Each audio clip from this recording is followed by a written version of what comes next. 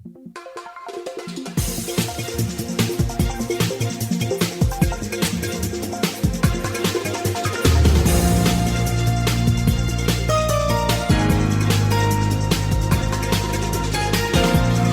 are listening PAS FM, Radio Business Surabaya.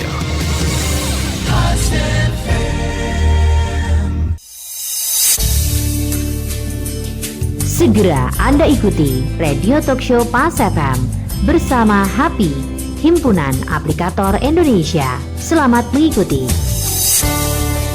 Selamat sore mitra bisnis, terutama untuk Anda yang baru saja tune in di 104.3 PAS FM Radio Bisnis Surabaya. Saya Riki Santoso masih menemani sore hari Anda di hari Selasa ini. Semoga semua pekerjaan dan tentunya urusan bisnis Anda di hari ini segera selesai ya, karena ini sudah hampir sore, dan tentunya semoga Anda tetap dalam keadaan yang sehat dan terus patuhi protokol kesehatan karena kita masih berada di tengah masa pandemi.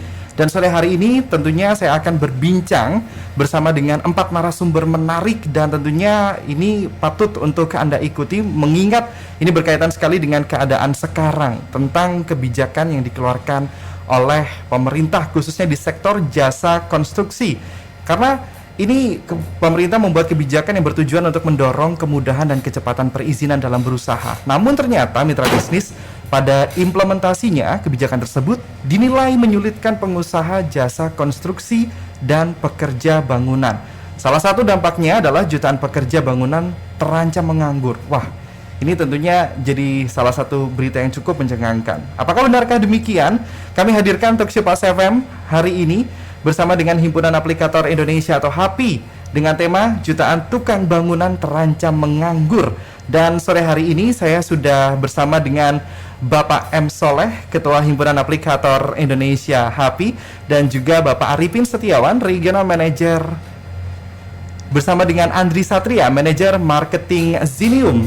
Halo Pak Soleh, Pak Andri, selamat sore. Selamat sore. Gimana perjalanan ke PAS FM, lancar? Alhamdulillah lancar. Iya. Selamat sore Mas. Gimana keadaan bisnis di masa pandemi jilid 3 ini? Jilid 3 ya? Jilid 3, gelombang ketiga ini Kak, kita masuk. Ya sebetulnya informasi dari para pelaku usaha itu bulan akhir tahun 2021 sebetulnya sudah mulai meningkat ya. Ya mendekati pulih lah ya. Tapi dengan adanya Omikron ini ada satu kekhawatiran, mudah-mudahan tidak berdampak serius. Jadi trennya diharapkan kuartal pertama ini meningkat terus sampai akhir tahun. Soalnya juga melihat seluruh warga kita hampir semua juga sudah divaksin penuh begitu ya Pak ya.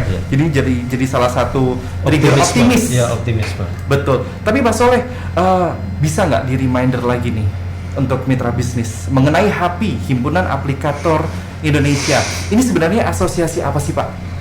Ya baik, terima kasih Mas Riki. Salam sehat semua untuk mitra bisnis, salam sukses. Semoga para pelaku bisnisnya sukses, bisnisnya meningkat terus, dan juga tetap dalam keadaan sehat dan selamat. HAPI, Himpunan Aplikator Indonesia, adalah himpunan atau asosiasi sosial yang mengumpulkan para pekerja terampil. Jadi asosiasi profesi nih Mas. Asosiasi profesi yang mengumpulkan para pekerja terampil ya, atau tukang bangunan lah ya, yang dikenal di masyarakat umum, untuk tujuannya adalah meningkatkan kompetensi mereka. Nah, kenapa HAPI concern? Karena memang berdasarkan data yang kita miliki ini kurang dari 10% pekerja terampil kita atau tukang bangunan kita ini terlatih. Bahkan kurang dari 5% itu tersertifikasi oleh BNSP. Jadi ini memang berawal dari keprihatinan HAPI terhadap kondisi para pekerja bangunan, sehingga kami melakukan dengan pelatihan gratis. Alhamdulillah dari tahun 2019 akhir, HAPI ini didirikan baru 2 tahun Mas. November 2019 sampai 2022 sudah lebih dari 6.000 tukang bangunan yang kita latih dan kita beri sertifikat pelatihannya, dan sudah kurang lebih 700 sampai 1.000 yang difasilitasi oleh HAPI dan disertifikasi oleh BNSP atau LSP. Kita hanya memfasilitasi saja karena memang yang berhak melakukan sertifikasi uji kompetensi itu adalah BNSP atau LSP.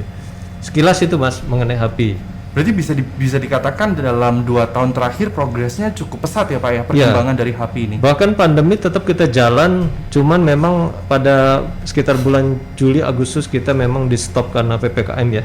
PPKM darurat 4 apa kalau nggak salah. Kita masih meraba waktu itu ya Pak ya, akhirnya situasinya. Dan juga banyak yang terpapar juga yang terkait, akhirnya kita putuskan untuk kita hentikan, tapi November, Desember sudah kita mulai lagi, Januari ini bahkan kita sudah keliling ke Indonesia. Wow, tapi saya penasaran sekali nih Pak Soleh, kenapa topik hari ini jutaan tukang bangunan terancam tergusur? Nah ini apakah memang jadi salah satu cerminan yang akan terjadi atau ini masih prediksi aja? Gimana nih?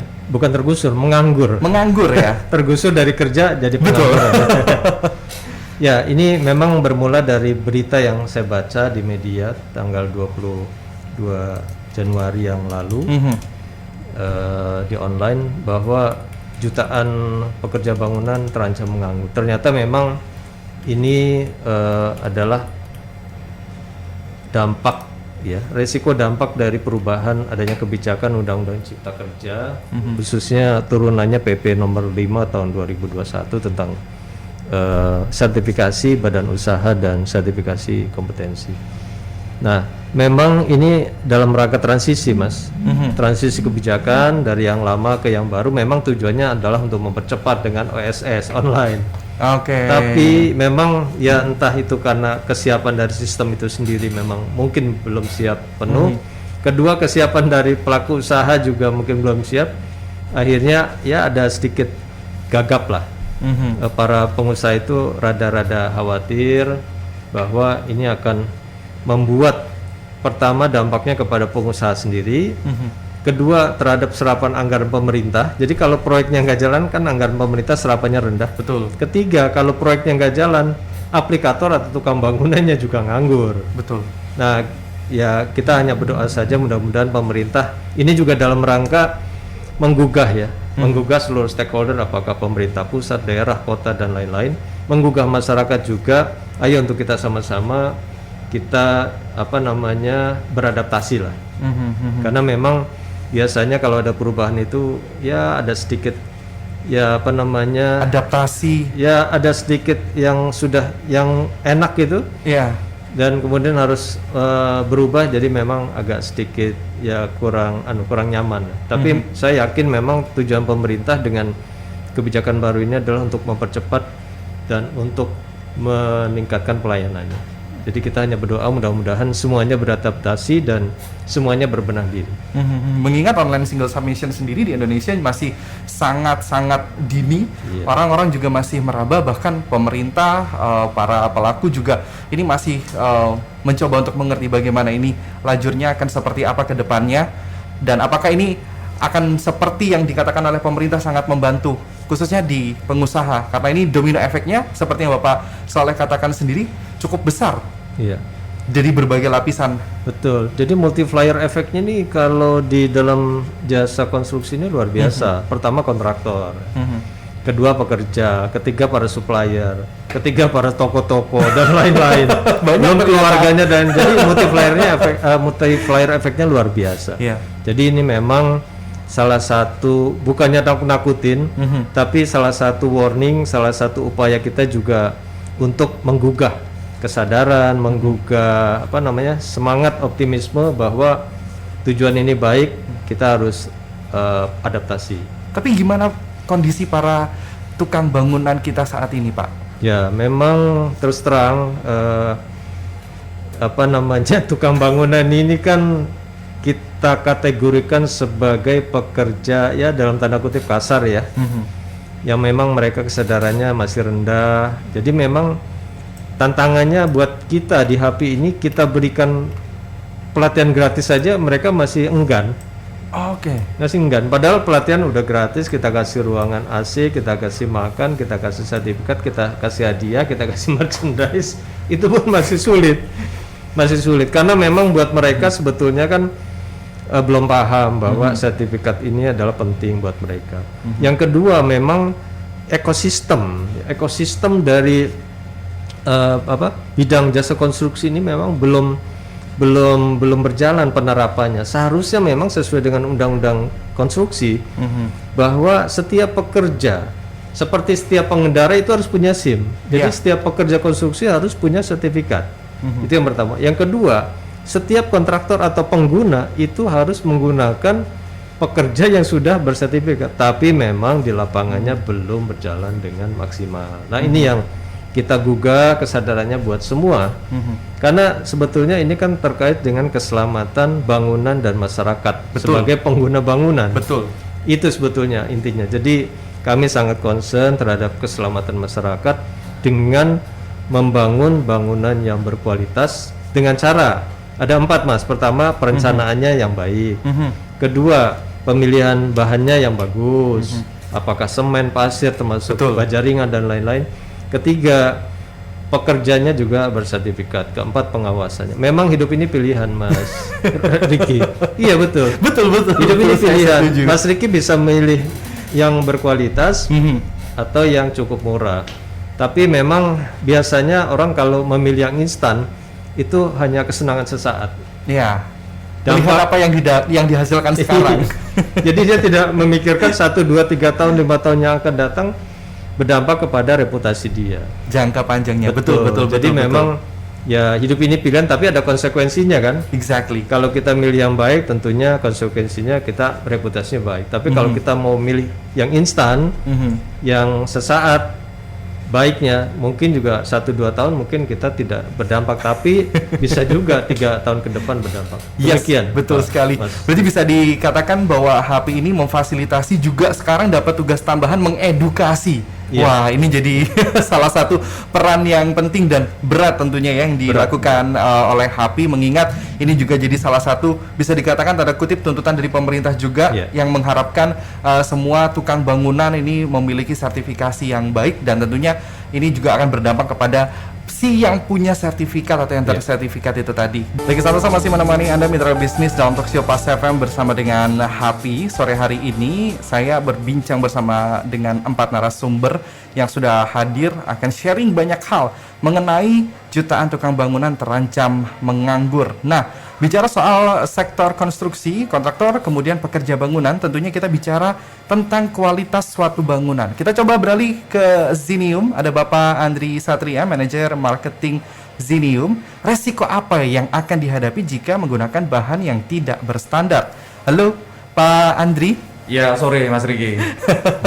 Tadi di sesi pertama cuma jawab kabar baik ya? Iya, saya nungguin aja dulu. Gimana nih Pak Andri, resikonya kalau misalnya kita tidak menggunakan bahan yang tidak berstandar? Ya, ini saya jelaskan dulu nih, Mas Riki. Apa nih mungkin mendengar pada bertanya-tanya ya, apa sih itu Zinium? Betul, boleh. Zinium ini adalah bahan dari baja ringannya.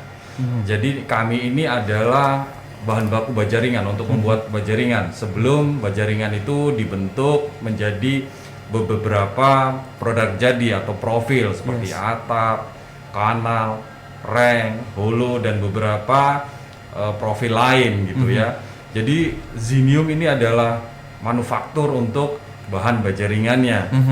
Lalu tadi yang ditanyakan apa resiko? Betul. Nah, resiko di sini otomatis yang paling utama adalah resiko akan keselamatan, Mas Riki. Wah, itu melekat sekali ya. Nah, itu dia, karena bahan baja ringan ataupun profil baja ringan ini biasanya digunakan untuk sektor konstruksi. Nah, sektor konstruksi ini biasanya digunakan juga untuk di atas kepala kita sebagai penutup atap. Pelindung ya. Pelindung bangunan.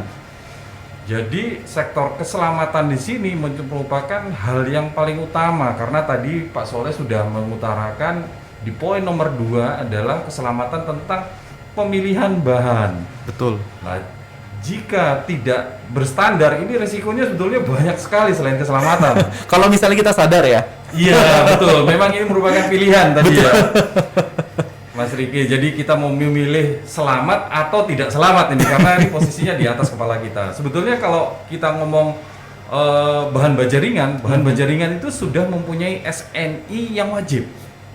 Nah, SNI wajib untuk bahan baja ringan itu adalah nomor 4096 tahun 2007.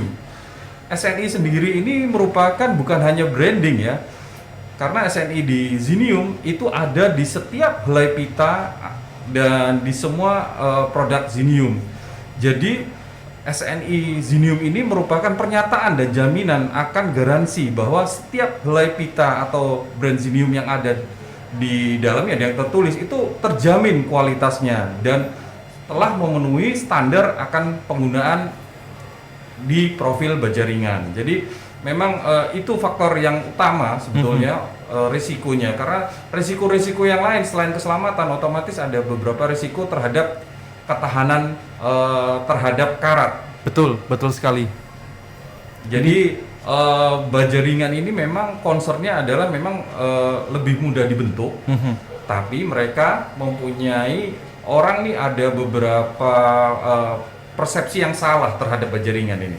Baja ringan ini dibilang anti karat, padahal sejatinya yang benar adalah baja ringan ini tahan terhadap karat. Bisakah mereka berkarat? Baja ringan ini bisa, tapi mempunyai jangka waktu tertentu untuk bisa menjadikan bahan baja ringan ini berkarat.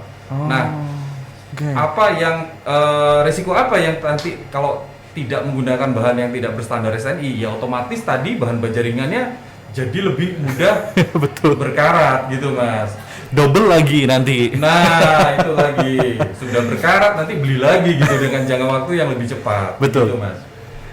Nah ini jadi sebenarnya kita memang sangat-sangat diperlukan untuk mengedukasi masyarakat tentang resiko, dan sebenarnya ini bisa menjadi salah satu jalan kalau misalnya ngomong-ngomongnya mau ngirit gitu. Nah. Jangan sampai plot twist mau ngirit kok diporotin. Iya, jadi kelihatannya murah di awal bahan baja ringannya ini tidak berstandar SNI karena banyak sekali di market ini bahan baja ringan yang tidak ber-SNI Mas. Betul.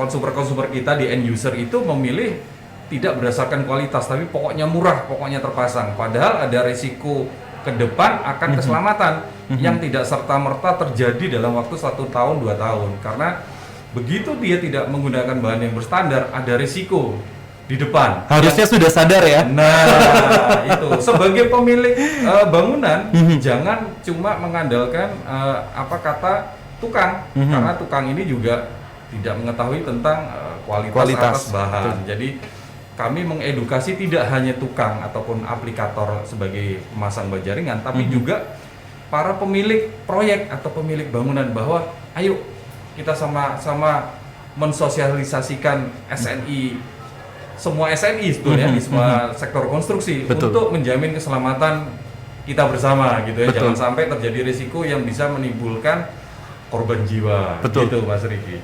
Tapi ini kalau misalnya kita berbicara tentang SNI, apa sanksi dan ketentuan hukumnya apabila memasarkan produk-produk yang tidak ber-SNI? Wah, ini yang bahasan yang agak serem ya ini. Serem ini. Yuk bisa. Karena ya ini bukan saya ya yang mengatur tentang sanksi tegas atas pelanggaran regulasi SNI. Karena kalau sudah wajib, itu ada undang-undang dari Kementerian Perindustrian Republik Indonesia. Itu di Undang-Undang Nomor 20 Tahun 2014. Di dalam Undang-Undang Nomor 20 Tahun 2014 ini mengatur tentang jaminan mutu atau perlindungan terhadap konsumen, terus kepastian terhadap bahan. Nah, di situ ada beberapa ayat yang pasalnya juga lumayan banyak ya Mas ya. Saya sebutkan aja. Boleh silakan. Di pasal contohnya nih pasal 62. Setiap orang yang memalsukan SNI atau membuat SNI palsu diberikan pidana penjara paling lama 7 tahun atau denda sebanyak 50 miliar. Nah, denda pidana dan denda penjara ini ya merupakan salah satu supaya membuat efek jera ya. Betul. Supaya masyarakat ini aware atau sadar bahwa SNI ini sangat diperlukan dan ada sanksinya loh jika tidak menggunakan. Lalu saya juga akan ambil di pasal lain, contohnya pasal 65 dan 66. Ini mengatakan setiap orang yang tidak memiliki sertifikat atau sertifikat yang habis masa berlakunya. Nah ini yang berhubungan dengan Pak Soleh tadi. Betul. Itu juga ada dendanya sebanyak 35 miliar. Jadi dendanya ini Nggak Main-main. kaleng-kaleng ya Mas. Dan juga ada pidana penjara paling lama 5 tahun. Nah, di sini pasal-pasalnya sangat lengkap di peraturan Kemenperin nomor 20 tahun 2014 ini mengatur semua sanksi terhadap penggunaan SNI, terutama SNI yang sudah diwajibkan. Kalau untuk bahan baku baja ringan itu SNI-nya sudah wajib atau kita ngomong fardu ain gitu ya. Mandatori banget gitu. Mandatori, betul. Ya, karena ini menyangkut keselamatan akan jiwa ya, betul. gitu. Otomatis juga selain jiwa juga nanti ada kerugian secara materi jika tidak menggunakan bahan baja ringan yang berstandar. Ini kita nggak ngomong lagi soal teknis karena di lapangan itu apa sih perbedaan mendasar antara yang tidak berstandar SNI dan ber-SNI itu. Kalau ngomong teknis itu ada namanya yield strength, tegangan tarik gitu. Nah itu kalau di standar SNI 4096 2007 itu sudah mengatur G-nya sampai 550. Nah di pasaran bisa jadi standar tegangan tarik ini tidak sesuai dengan peraturan yang ada di SNI 4096 2007. Jadi kalau misalnya gampangnya udah pakai Zinium aja. Iya, pakai Zinium pasti bener. Kalau begitu terima kasih Pak Andri Satria sudah berbagi informasi mengenai tentang apa sih kalau misalnya kita pakai barang yang tidak menggunakan SNI, resikonya ternyata besar sekali. Iya Mas. Rencana buat pelindung kok malah nyakitin diri sendiri. Betul Mas. Di luaran aja kita berkendara aja pakai helm ya. Helmnya ada SNI. Kalau nggak SNI ya ada risiko yang ditanggung sendiri. Jangan plot twist. Dan tentunya masih menemani Anda mitra bisnis di sesi ketiga Talkshow Pas FM bersama dengan Happy. Dan kali ini saya sudah bersama dengan Bapak Arifin Setiawan, Regional Manager Kencana, dan juga Bapak Suheri Kui, Regional Manager Kencana. Ini kita akan membahas lebih jauh kali ini tentang teknis ya. Kalau misalnya kita memilih kualitas barang yang tidak berstandar, resikonya tadi udah dijelaskan. Nah ini tapi nanti kita akan mengenali identitas produknya akan seperti apa. Saya sapa dulu terlebih dahulu. Halo Bapak Arifin Setiawan, halo Bapak Suheri Kui. Halo Mas Riki. Selamat sore Mas. Kabar baik ya? Iya. Walaupun kita masih di tengah masa pandemi, optimis, sehat juga harus ya. Sehat. Iya. Sebelum kita ke teknisnya, membahas tentang lebih dalam lagi, mungkin bisa dijelaskan sedikit sebenarnya Kencana ini apa sih? Siapa? Monggo. Oke, mungkin saya menjelaskan sedikit PT Kencana Maju Bersama ya. Kalau kita dulu mungkin pernah dengar kalau kita pemain apa istilahnya baja lapis aluminium yang ya secara umum tuh disebut orang-orang awam tuh galvalum itu. Kita sebetulnya itu dulu PT Kepo Kencana Arum. Tapi dengan perkembangan zaman akhirnya kita memisahkan Pak. Jadi PT Kepo Kencana Arum itu kita khususkan untuk produksi. Sedangkan kita adalah salah satu anak perusahaan dari PT Kepo Kencana Arum yang bergerak di bidang distribusinya yang dengan merek Kencana. Oh, oke. Ya, jadi kalau sekarang ini ibaratnya kita branding kita itu Kencana. Kalau dulu orang-orang Kepuh ya. Kalau orang-orang dulu kalau kenal itu Kepuh. Tapi sebetulnya ya itu sebetulnya sama saja, cuman karena kita sekarang betul-betul menjadi satu perusahaan distribusi. Dan Kepo Kencana Arum itu mengkhususkan diri sebagai satu perusahaan produksi. Jadi di split ya Pak ya? Ya di split supaya juga lebih jelas ya ininya arah bisnisnya masing-masing. Fokusnya juga ya, lebih betul. terarah begitu ya? Betul Mas Riki. Nah kalau misalnya kita membahas nih tentang topik kita hari ini itu kan bisa dibilang lumayan berat dan rada bikin deg-degan ya. Jutaan tukang bangunan terancam menganggur. Tadi kita juga sempat berbicara tentang resiko-resiko kalau misalnya kita memakai bahan yang tidak ber-SNI. Namun apa sih faktor penting yang mempengaruhi kualitas suatu bangunan? Mungkin Pak Arifin bisa. Silahkan Pak Arifin. Pak Arifin. Saya coba untuk ini ya Mas Riki ya. Jadi memang sebenarnya di sini kita sebutnya ada 3 pilar atau fundamental yang mempengaruhi kualitas suatu bangunan. Jadi yang pertama itu terkait dengan kualitas produk. Nah, kualitas produk di sini kan kita harus tahu apakah produk tersebut ber-SNI, apakah bergaransi enggak gitu kan. Ya, lalu betul. diproduksi oleh perusahaan yang udah berapa lama perusahaan ini berdiri nih? Mhm. Nah, kita di Kencana, kita ini sudah 3 dasawarsa. Wow. Artinya boleh dikatakan ya kita udah cukup qualify lah ya. Betul, dari pastinya. segi kualitas produk seperti Mhm. itu. Nah, lalu yang kedua itu pekerja atau aplikator. Karena jika produk yang baik tidak didukung dengan pekerja atau aplikator yang bersertifikasi, ya Sama aja. ya kan? Nanti impactnya juga ketika produk kita yang baik ini tidak dipasang atau tidak Ditangani. ditangani dengan baik, ya hasilnya juga pasti nggak baik. Betul. Seperti itu. Nah, lalu hal yang tiga nih Mhm. terkait dengan perencanaan. Nah, perencanaan di sini sebenarnya ranahnya konsultan, Mas Mhm. Riki. Kenapa? Karena di dalam perencanaan ini kan kita harus tahu nih, misalnya atap sudut kemiringannya berapa. Nah, Macam-macam. betul. Tapi good newsnya, Mhm. kabar gembiranya di Kencana ini kita ada aplikasi MaxiCAD, di mana Oh. aplikasi MaxiCAD ini bisa lebih membuat akurasinya tinggi, sehingga yang dulu kalau kita mendengar, waduh, kita sudah spend biaya segini lalu membengkak jadi 2 atau 3 kali lipat karena kurangnya perencanaan yang baik. Nah, mungkin 3 hal ini, 3 dasar fundamental yang harus pemirsa mungkin ketahui gitu ya sebelum melakukan satu perencanaan seperti itu. Wow, ini pendekatannya juga milenial sekali ya. Jadi sebetulnya garis besarnya itu ada 3 sih Mas Riki. Pemilihan bahan baku, Betul. kemudian skill dari yang tukang pasangnya, Betul. kemudian yang terakhir ini yang banyak dilupakan. Ini supporting dari pabrikan bahan baku ini ada nggak? Betul. Jadi ada betul. banyak yang jual bahan baku, tapi waktu kita tanya, Pak, ada software untuk perhitungan strukturnya enggak? Yang memang spesifik untuk produk itu. Nah, kalau kita siap Mas Riki. Jadi kita ada software namanya MaxiCAD dan itu pun pernah kita sertifikasikan ya, artinya apa? Kita ujikan. Bener nggak program ini di Himpunan Ahli Konstruksi Indonesia? Itu kalau tidak salah di Bandung. Oke. Dan memang benar ini lulus uji. Terus dari situ makanya kita bisa kasih servis. Kita bisa kasih servis yang kemungkinan tidak semua pabrikan Akan ada provide. Kemudian after sale service-nya kita ada juga. Misalkan Mas Riki ada proyek yang membutuhkan saya minta ini jaminan produk ini garansi produknya. Kita bisa bantu untuk mintakan ke PT Sunrise Steel yang tadi Mas Andri itu.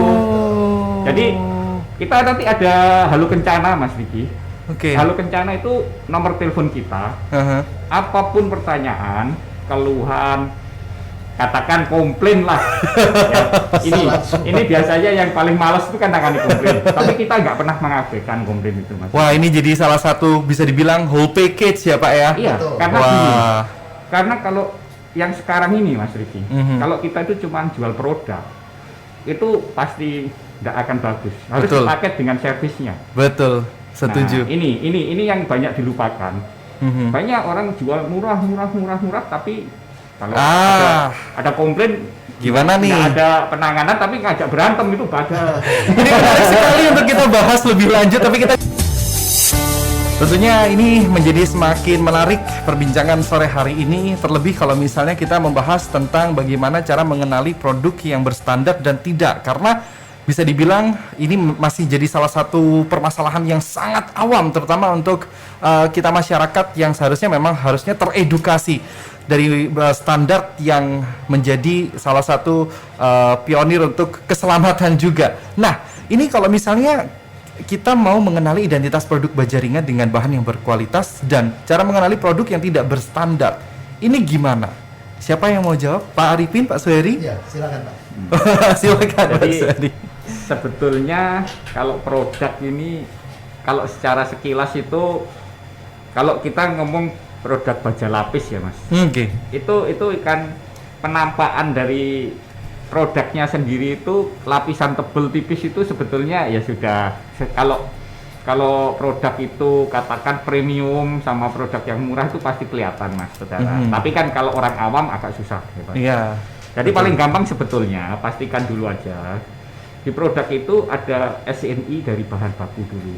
Yang tadi yang printingnya, yang tadi sudah dijelaskan sama Pak Andri ya dari PT Sunrise Steel.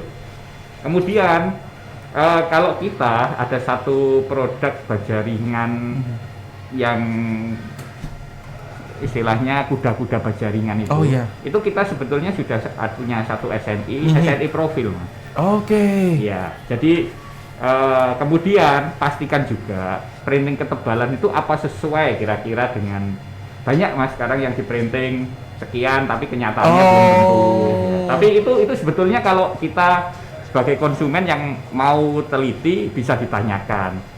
Saya minta diukur sih ini berapa, itu ada cara pengukurannya itu pakai mikrometer, tapi agak susah. Paling gampang itu sebetulnya ditimbang. Fun fact nih ya berarti. Ya, itu sebetulnya sudah ada aturannya ya Pak Arifin. Jadi di SNI itu toleransi berat, tebel itu sudah ada sebetulnya. Dan itu kalau tidak yakin, kita ada halu kencana, mungkin nanti Pak Arifin akan memberikan nomornya. Bisa ditanyakan. Jadi Pak, kalau ketebalan, kalau 04 itu kalau secara SNI ketebalannya berapa atau beratnya berapa, mungkin bolehlah ditanyakan ke halu kencana, mungkin bisa bantu nanti. Selain itu apa lagi Pak? Kalau yang pasti itu biasanya kalau SNI itu kalau sudah ber-SNI dan Bapak printingnya itu kalau tidak yakin bisa minta ininya, bukti kayak sertifikatnya SNI-nya itu. Jadi sebenarnya bisa dikembalikan ke konsumen sendiri, mau bisa, teliti atau tidak. Karena kalau konsumen pas pokok murah itu ya tahunya beres Pak. Nah, pengennya beres dah, ntar gitu. Sebetulnya kalau kita mau teliti ya Mas ya, itu ya kita agak ribet dikit lah. Ada effort. Ya, ada usaha untuk menanyakan atau mau ditimbang. Itu sebetulnya bisa. Karena sekarang juga kalau kita tahu ada printing, itu printing aslinya itu kita juga harus ditanyakan lah. Bener-bener harus teliti ya. Harus teliti. Karena banyak produk yang beredar di masyarakat itu, betul. Misalnya dia printing ketebalan sekian 0,75, tetapi realnya nggak segitu, Mas Vicky. Ini that's why kenapa ada halu kencana ya Pak ya. Ini mungkin bisa dijelaskan sedikit aja singkat. Halu kencana. Iya, halu kencana. Kalau untuk pemirsa Pas FM yang butuh edukasi atau butuh kebutuhan berupa baja ringan itu bisa hubungin Halu Kencana, hotline Halu Kencana. Nanti kita akan dijelaskan di situ. Iya, jadi apapun terkait dengan produknya Kencana, nanti mungkin bisa hubungin di Halu Kencana di 0811 311 58000. Nanti itu pertanyaan lebih jauh, lebih lengkap bisa ke sana ya Pak ya. Ya, itu nanti apapun bisa. Kita siap kok. Kita itu sebetulnya mau mengedukasi pasar. Wah. Jadi bukan sekedar mau jualan, tapi edukasi pasar. Karena apa? Ya namanya SNI itu kan apa ya? Itu basic bisa dikatakan. Untuk perlindungan konsumen juga kan. Makanya itu yang kita istilahnya kita harapkan lah dari para pembeli konsumen itu agak teliti. Makanya kita gandeng dengan HP itu apa? Untuk pelatihan skill dari pemasang. Kemudian kita dengan Sunrise apa? Karena Sunrise pasti ber-SNI dia. Makanya itu. Jadi berkesinambungan. Kita kan maunya bisnis yang betul-betul apa ya? Sehat dan istilahnya win-win lah. Betul. Terima kasih Bapak Arifin Setiawan dan Bapak Suhari. Terima kasih ya. Sudah bergabung bersama kita sore hari ini, dan semoga ini jadi salah satu pencerahan lagi nih. Wah, ternyata masyarakat bisa loh mengenali kalau misalnya masih bingung, tadi bisa melalui Halu Kencana tentunya. Sudah berada di sesi terakhir Mitra Bisnis, tentunya masih menemani Anda dalam Talkshow Pas FM bersama dengan Happy. Ini jadi salah satu sesi yang akan saya bacakan. Pertanyaan yang sudah masuk melalui WhatsApp di 0812 1-nya 4x043. Ini ada pertanyaan Pak Soleh. Ya, Mas Riki. Ini untuk tukang bangunan yang sudah mengikuti pelatihan melalui HP. Ini nextnya akan seperti apa sih? Baik, makasih. Jadi HP ini memang program utamanya adalah pelatihan dan sertifikasi. Tapi setelah dilatih, terus apa yang bisa dilakukan oleh HP supaya setelah dilatih itu paling tidak tukang-tukang itu mereka mendapatkan informasi pekerjaan kan, itu kan yang diharapkan kan. Jadi memang HP ini memang dibuat sebagai database informasi tentang aplikator bagi pengguna ya, bagi pengguna misalkan pemerintah, kontraktor, pengembang dan lain-lain. Tapi juga HAPI ini sebagai pusat informasi bagi aplikator tentang pekerjaan yang ada. Misalkan pemerintah menghubungi HAPI, saya punya pekerjaan di Sulawesi, tolong saya minta aplikator. Nah itu kita teruskan kepada aplikator yang ada di Sulawesi. Jadi itu program penghubung ya Pak ya? Penghubung lah. Yang kedua, kita juga punya program dengan beberapa bank ya, antara lain KUR dengan BRI. Nah, bagi tukang-tukang yang ingin menjadi pelaku bisnis, punya toko lah istilahnya kecil-kecilan, kami memfasilitasi juga untuk mereka mendapatkan bantuan modal kerja atau bantuan modal usaha yang dengan syarat dan bunga yang rendah karena KUR. Jadi seperti itu. Jadi memang kita juga tidak lantas melatih terus kemudian kita tinggalkan, karena mereka juga butuh dukungan terus menerus kan. Jadi memang HAPI diusahakan programnya berkelanjutan dan kontinu. Begitu Mas Riki. Wah, jadi ini support berkelanjutan ya Pak Betul. ya? Nah, next pertanyaan. Ini untuk bagaimana hubungan HAPI dengan pemerintah? Sejauh mana? Jadi kami ini ada agenda sebulan tuh 4 kali audiensi. Kalau dulu masih bisa offline, sekarang online. Jadi, harus ya Pak ya, online ya? Khususnya kita kepada dinas-dinas pekerjaan umum dan perumahan rakyat Cipta Karya. Betul. Jadi kita sounding kepada mereka bahwa kita ini punya program, apa yang bisa kita kerjasamakan. Jadi mungkin kurang lebih ada 100 dinas ya. Wah. Dari 38 kota di Jawa Timur saja sudah mungkin setengahnya sudah kita lakukan pertemuan, sounding, kemudian kita kerjasamakan. Karena memang mereka rupanya juga banyak yang belum tahu, dan setelah tahu mereka langsung minta kerjasama dengan kita. Jadi internalnya mereka sendiri butuh sebetulnya tapi tidak tahu. Butuh pelatihan buat internalnya mereka, bukan buat aplikator. Jadi kita juga sudah beberapa kali mengadakan pelatihan khusus internal untuk instansi-instansi terkait, terutama di Disnaker, Dispu, bahkan beberapa asosiasi juga sudah kita lakukan kerjasama seperti IAI, Inkindo, bahkan beberapa TNI. Itu TNI juga para prajurit-prajuritnya ada beberapa ratus yang kita latih supaya mereka tahulah bagaimana cara memasang bajaringan. Seperti itu. Agenda dari HAPI sendiri. Agenda sebetulnya sesuai dengan program kita ini sudah penuh ya. Jadi mulai Januari sampai Desember kita keliling Indonesia. Kita punya cabang 30 cabang di seluruh Indonesia. Itu mereka kita dorong untuk terus melakukan pelatihan yang masif. Memang sekarang terkendala dengan pandemi ya. Betul. Jadi memang ada batasan jumlah, ada batasan waktu, ada batasannya keterbatasan karena memang zamannya PPKM kan. Semua dibatasi. Tapi itu bukan menjadi kendala utama kita. Kita tetap jalan walaupun dengan jumlah yang terbatas, tapi paling tidak ini continue supaya ini berkelanjutan. Tujuannya apa? Tujuannya supaya keselamatan masyarakat bisa dijamin oleh para pekerja, minimal oleh para pekerja. Nah tadi kita juga mengajak kerjasama dengan para produsen bahan bangunan agar mereka juga mengedukasi para pekerja, masyarakat, pengembang, kontraktor dan lain agar mereka menggunakan bahan bangunan yang berkualitas. Sama-sama sadar ya Pak ya. Betul. Karena tanpa itu ekosistem nggak bisa tercapai. Nggak akan bisa. Sulit. Iya betul. Sementara terus terang import bahan-bahan bangunan ini dari luar negeri luar biasa agresifnya. Dan itu memang diragukan kualitasnya. Karena memang kalau import kan mereka hanya bisa import. Kalau ada masalah terus harus klaim ke siapa? Iya. Karena importirnya juga nggak tahu, produsennya juga di luar negeri. Jadi after sales service-nya memang jelas nggak ada. Jadi kami ini berdiri memang tujuannya pertama adalah untuk keselamatan masyarakat melalui peningkatan kompetensi para tukang-tukang bangunan.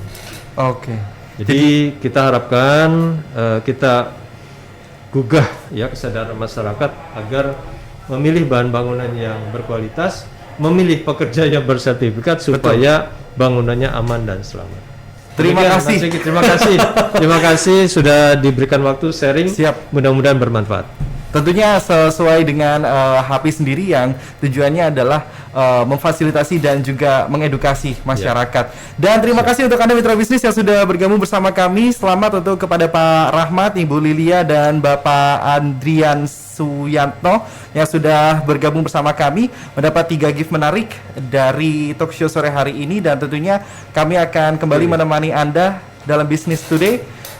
Tetap bersama kami di 104.3 Pas FM Radio Bisnis Surabaya. Selamat sore dan sukses untuk Anda. Terima kasih Baru Bapak. saja Anda ikuti Radio Talk Show Pas FM bersama HAPI, Himpunan Aplikator Indonesia. Terima kasih atas kebersamaan dan partisipasi Anda. Sampai jumpa dalam Radio Talk Show Pas FM berikutnya.